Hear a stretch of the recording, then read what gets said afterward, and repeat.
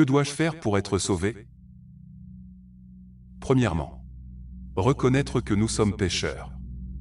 Car il n'y a point d'homme qui ne pêche. Et que tous ont péché, et sont privés de la gloire de Dieu. Selon qu'il est écrit, il n'y a point de juste, pas même un seul.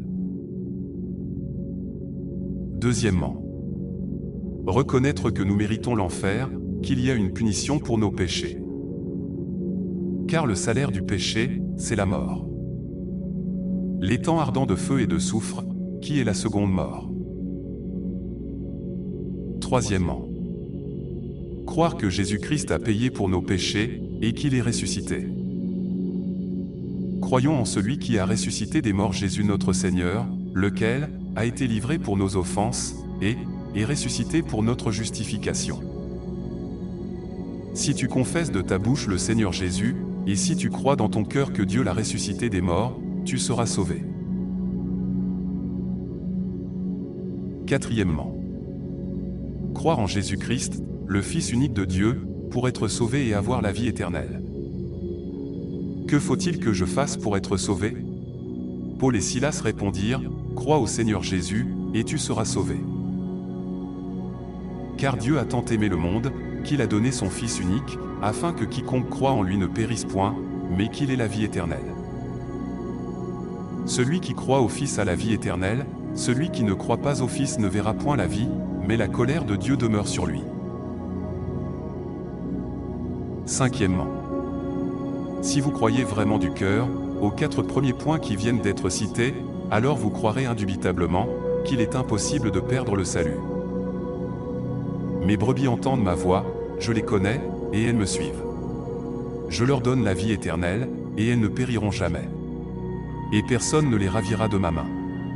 Mon Père qui me les a donnés est plus grand que tous, et personne ne peut les ravir de la main de mon Père. Moi et le Père, nous sommes un. Et sixièmement, vous croirez aussi indubitablement que le salut est un don gratuit. Donc que nous sommes sauvés par la foi seule, sans les œuvres. Car c'est par la grâce que vous êtes sauvés, par le moyen de la foi. Et cela ne vient pas de vous, c'est le don de Dieu. Ce n'est point par les œuvres, afin que personne ne se glorifie. Car nous pensons que l'homme est justifié par la foi, sans les œuvres de la loi. Puis septièmement, pour finir, vous croirez aussi indubitablement que la Trinité est vraie, et que Jésus est Dieu. Allez, faites de toutes les nations des disciples, les baptisant au nom du Père, du Fils et du Saint-Esprit. Thomas lui répondit, mon Seigneur et mon Dieu.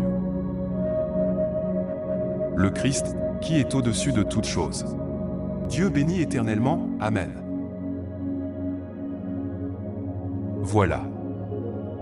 Si vous croyez vraiment tout cela, alors vous êtes sauvés. Vous avez la vie éternelle. Vous êtes nés de nouveau. Vous êtes devenus enfants de Dieu, félicitations. Bienvenue dans la famille de Dieu.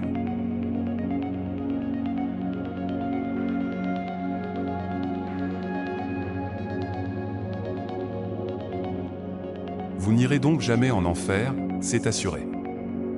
Il n'y a rien qui puisse vous faire perdre votre salut. Vous êtes définitivement sauvés. C'est irrévocable et immuable. Vous êtes scellés du Saint-Esprit, vous avez la vie éternelle. Dieu ne ment point, il nous l'affirme encore très clairement dans sa parole. Je vous ai écrit ces choses, afin que vous sachiez que vous avez la vie éternelle, vous qui croyez au nom du Fils de Dieu.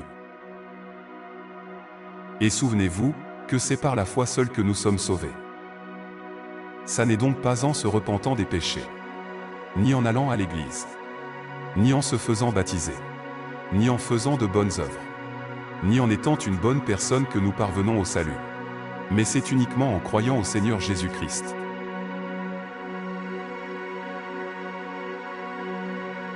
Si donc vous n'êtes pas encore sauvés, vous pouvez invoquer le nom du Seigneur, pour qu'il vous sauve maintenant. Voici une prière que vous pouvez faire. Seigneur Jésus-Christ, je sais que je suis un pécheur. Je sais que je mérite d'aller en enfer, afin d'y être puni pour mes péchés. Mais je crois que tu es mort à la croix pour moi, et que tu es ressuscité.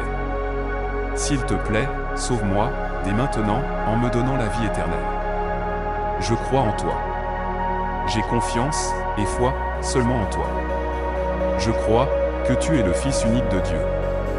Merci de m'avoir sauvé. Amen.